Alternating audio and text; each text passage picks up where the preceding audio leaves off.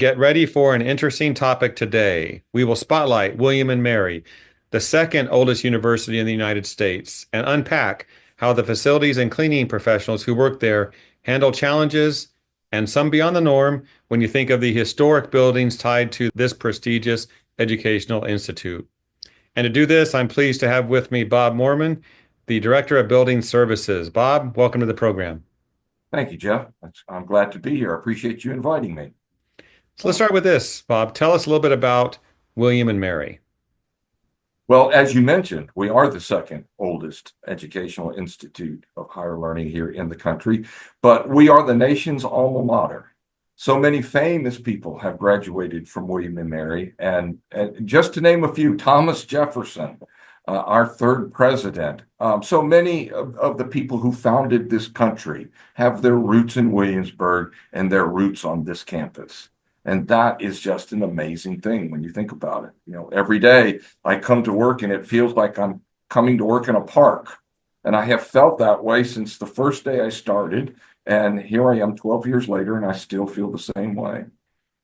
Now, we talked a little bit before we pushed record here, Bob, and I know you like what you do there. Tell Yes. us, how'd you end up in this role? Oh my gosh, that's a little bit of a long story, but We got a little time. Go ahead. so I have been at William and Mary for about 12 years now. And prior to that, I worked at Purdue University for 6 years. And before that, I worked with Arnett Health Systems in Indiana for another seven. So I had been doing this line of work for a while, and this position became available and I applied for it. And it took a while to get a response back, so I'd kind of forgotten a little bit about it. You know, we get caught up in the day to day so easily in what we do, and I'd kind of forgotten about it. But then I got a call one day from the vice president of facilities, and he asked if I were still interested, and I said I was.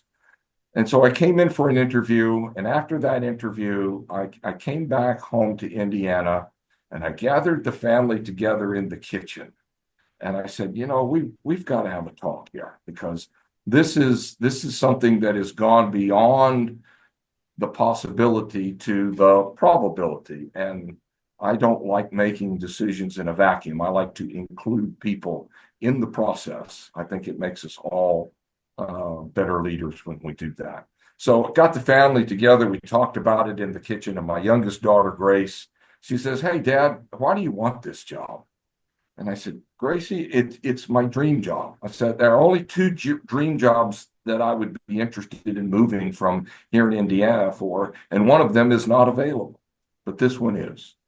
And she thought about it for a moment. She says, "You know, Dad, I don't want to be the reason why you don't get to fulfill your dream. So let's do this."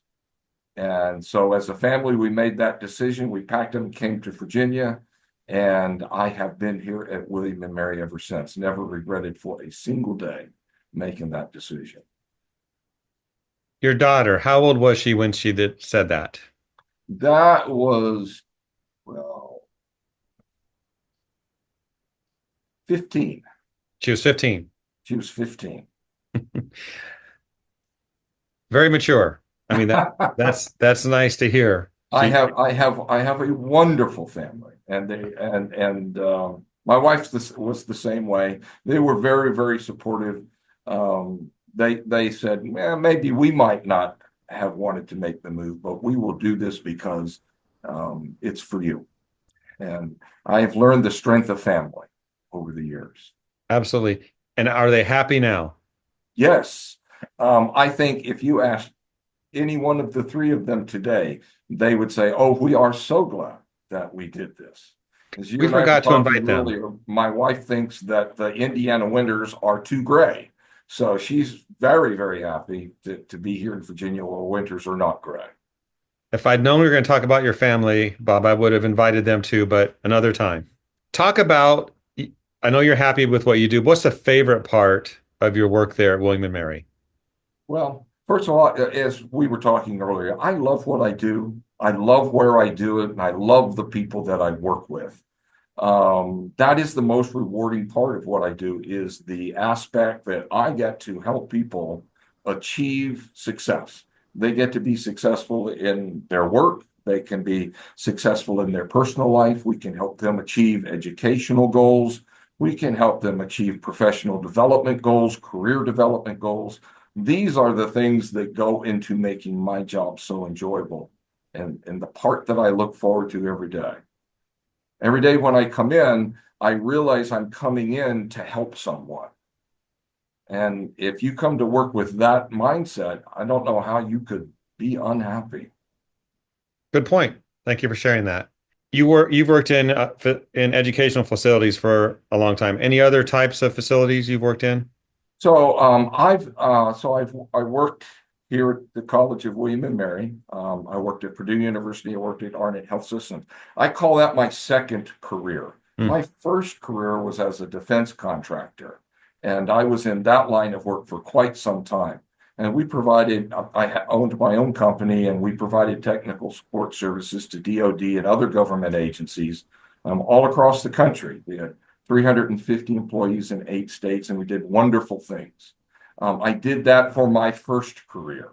And then I just decided on a career change. I had started with a partner, and things had grown apart over the years, and I decided let's look at something new. So let's pick up and leave from where we are now in Texas, and let's go somewhere else and try something else.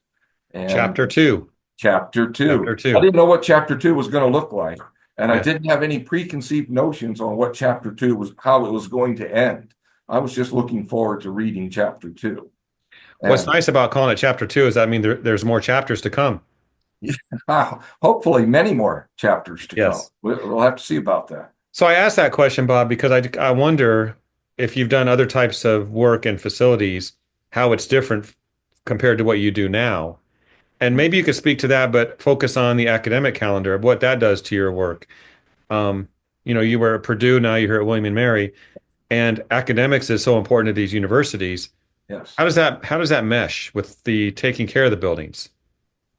It is a complicated equation, and I often tell folks that you need to take a watch and take the back off the watch and look at all those gears and springs and movements in the back of that watch and how they also perfectly work together to create the dial, the time that's on the front.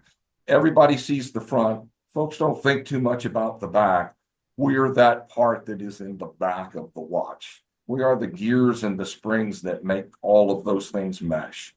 One of the challenges with an academic calendar, at least for us, is because we are an integrated department, we have both academic, residential, auxiliary, and athletics operations, and there aren't many of those across the country, but we are an integrated department, and we do 2/3 of our project work in 1/3 of the year. So when in the summer, when the students are gone home, life for us gets very, very hectic. And there are conferences to support, there's summer school to support, but then there are also all the buildings that need to be cleaned and all the buildings that need preventive maintenance done and remedial maintenance done, major projects going on, minor projects going on. All these things have to mesh and work together. And if you could see the calendar that is on the wall in my office in the summertime, it would give you pause because you'd say, oh, look at all those colors. And when is there a free day in there? And there isn't one. There's not a free day from mid-May until the end of August. But that's what we do, and we love it. And it is an opportunity to learn better ways to do things. It's opportunities to try new products. It's opportunities to discover new efficiencies. It's opportunities to help people grow. So that's the challenge that the academic calendar presents for us. The other part for us here at William and Mary, we do most of our work in the daytime. And on a lot of campuses, you'll see a lot of this work done in the evenings and on the overnights. But we do our work, 95% of it is done here in the daytime. So our customer is here while we are here. They see us, They interact with us. They know if we're doing our job well. Um, it is an interesting dynamic because it strengthens that link between the customer and the frontline staff. And we are not just someone who comes in and delivers a service. We are part of the William and Mary community, and that makes a great deal of difference here. So you wouldn't change that part of it at all, would you? No, I wouldn't. I will admit that there are challenges to working, doing some of the things that we need to do on the day shift. There are challenges, I'll admit, but I wouldn't change that because of what you get in exchange. You're not invisible. We are not invisible. That's good. That is a problem in our industry. Many of our people feel invisible, undervalued, and maybe even in some cases not respected. But we do not have that issue here because we are so visible. Now, Bob, according to my research, this was easy to find. William and Mary was founded in 1693. Yes. It's an amazing number, 1693. It's the second oldest university in the country. I believe Yes. Harvard is the oldest. Yes. We're not rooting for Well, Harvard right now. We're rooting for William and Mary. yes, we are. And we have the oldest continuously used classroom building in the country. The Wren building is the oldest academic building still in active use today as a classroom facility. I love that. Let's focus on that. So, the campus and the building you mentioned is a blend of historic and modern buildings. Correct. That is How do you balance the things you do in facility services with technology and taking care of buildings and modern equipment that's needed with these historic functions? well, that's a very interesting topic. It's a delicate one that involves lots of input. We work closely with Colonial Williamsburg, which is our neighbor right across the street, so to speak. And so things that happen on the old and ancient campus involve a lot of people, a lot of input. Modernization is something that is taken slowly and carefully. It's a decision that's made very, very carefully here. The difficulty is we have a lot of our buildings are 50 to 75 years old. Another group of our buildings is 100 to 125 years old. And then we have some older buildings that are truly, truly ancient buildings and are historic in nature. They weren't set up for modern environmental controls, for example, or modern access controls. So when we're trying to adapt these systems to old and historic buildings, it has to be done very carefully and with a lot of consideration. In some cases, it's not done because it would damage the structure of that facility. We have some very, very skilled people here. We call on skilled tradespeople from Colonial Williamsburg in some cases. Recently, replacing a slate roof on a very old building here, and doing it in the historic way that it was initially constructed. So it's not a modern slate building, although it is, or modern slate roof, although it is. It is a slate roof that is made with modern materials in an old-fashioned way, if that makes sense. It does make sense, and I have to think that vetting your subcontractors is a different level of confusion compared to other buildings or other types of facilities. You do, but the thing that we have in our local area is that there are people who specialize in doing this type of restorative work. There are a lot of older homes and other old buildings throughout the eastern part of Virginia. And so there is a niche here that there are many people have stepped in to fill. Some very talented folks here that can do some amazing things. Good to hear. So let's talk a little bit about emergency preparedness because I can't imagine a fire in one of those buildings Hmm. or water damage, and that falls under your purview as well, right? You have to think about what happens if there is a disaster of some kind. Any thoughts Disaster there? remediation is part of facilities Mhm. maintenance. That is true. Now, we need to emphasize here that there are other parts and departments within facilities maintenance besides my own. We have an O&M department. We have a planning, design, and construction department. We have a safety department. We have many other aspects that go into maintaining and operating the buildings here. When we're talking about the outer envelope of buildings, we are talking about a different department from mine. That's the O&M department. They do a wonderful job. People comment all the time on how beautiful our campus is, and that's part of the grounds department, and that's part of the O&M department. Again, it's like a park. When you come here, you feel like you've stepped into a national park every day.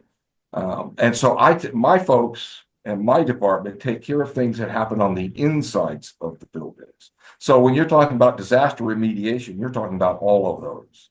You're talking about grounds. You're talking about the envelope. You're talking about the inner workings of buildings. And so we all come together to do that. Our issues here are largely environmental storms, hurricanes. In the winter, we get snow and ice. Virginia's not the new Florida yet, and so we get the bad weather in the wintertime. We have plans that we come together and collaborate on, and then we put those into action when one of these events happens. And everybody has a role to play. Every department has a role to play. We work together to do that. Okay. How big is your team that you manage there? About 200 people. 200 people. It's got to make quite the parties when it's time. Well, we often get together to break bread and celebrate our victories, and those are good times.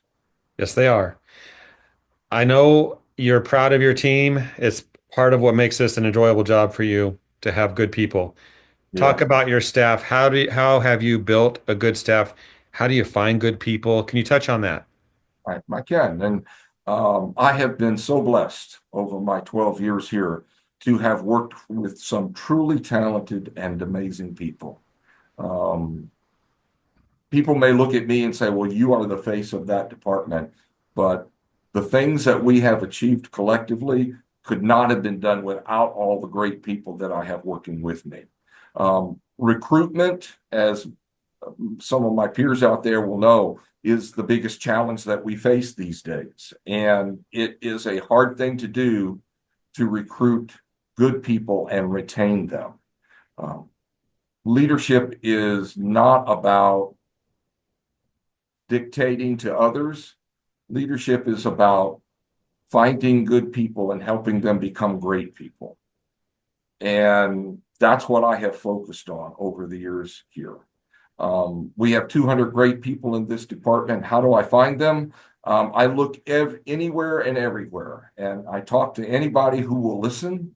And I try to get the word out and say, hey, if you know anybody who is interested in working at William & Mary, please have them get in contact with me. We will take people who have basic talents, basic people skills, and we will teach them the technical skills that are necessary to be successful in their position. I have safety professionals, I have QA professionals, I have operational professionals, equipment maintenance, custodial moving and event support. There are a lot of things that we have in our department, and we have so many good people doing them. If you ask me how did I find all those folks, I'll say I didn't do it alone. I truly didn't do it alone. I have great HR support. I have two associate directors who are my left and right arms, and without them, I would be hopeless. I have to ask this question. So when there's an opportunity there, it's such a cool place. Do you think it's a little easier to get a good staffer than maybe at other facilities? I do think that we are often the employer of choice in our local area. Working for William & Mary over the years has carried a certain cachet with it. And I believe that cachet still exists. I recognize that we're facing larger demographic changes within the state and within the local area, but I still think William & Mary stands for something in this local area. It has a reputation of being an excellent employer, a good place to come and work, someplace that you can stay. and develop. I have people working for me. It is not at all uncommon to have someone retire with 35, 40, 45 years of service. It's remarkable. You don't see that very much anymore. No, you don't. So it's inspirational. So you're an ISSA member organization. I'd love to Yes. hear how ISSA has impacted your success, the member benefits that you have used. Have you been to ISSA show? I have been going to the ISSA show for about 16 or 17 years now, ever since I started at Purdue University. I was introduced to ISSA by a wonderful company called Spartan Chemical. It's one of the major contributors to the success of ISSA. And I'm happy to say that both of those partnerships have endured over the years and have enriched my career. One of the major benefits I think that comes out of ISSA or did for us, we were the first university in the country to achieve SIMS GB with honors certification for our academic, residential, auxiliary, and athletic support. Again, being a consolidated and diverse department. And that had such a tremendous impact on us. We had developed strong systems and we had strong processes, but going through that process of certification and interacting with the certifier, with the inspector, exchanging information back and forth, we came to understand just where our strengths were and where we could still improve. It was wonderful getting that. We're looking forward to our third recertification here in the fall. I would strongly recommend that to any ISSA members out there. It is one of the best things you can do for your organization.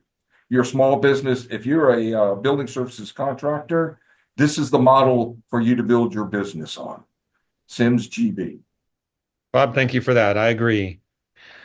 I think we're about out of time, but in closing, do you have any words of advice or something you'd like to share to your peers watching our program today to help them out?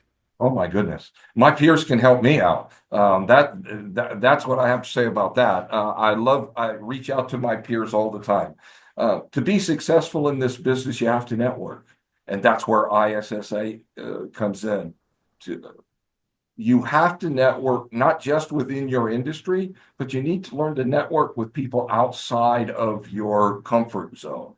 Don't just network with folks who are in the maintenance or in the housekeeping or other things that are common in facilities. Develop a network that includes HR professionals, that includes safety professionals, quality control.